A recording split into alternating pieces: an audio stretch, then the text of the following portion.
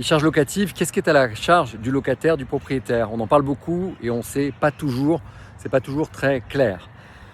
Lorsqu'on est en copropriété, le copropriétaire reçoit chaque année au préalable à l'Assemblée Générale un décompte de charges. Donc en gros, c'est son bilan de charges qu'il a payé dans l'année de la copro et sur sa quote-part par rapport à son nombre de lots.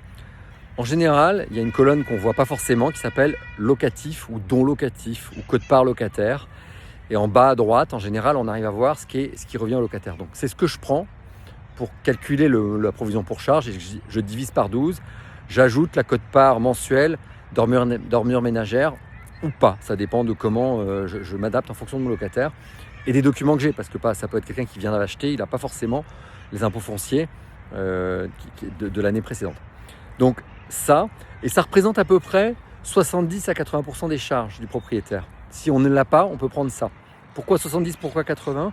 Je prends 70 dans une copropriété où j'ai peu de charges communes, et je prends 80 si j'ai, par exemple, mon chauffage qui est collectif ou mon eau chaude collective.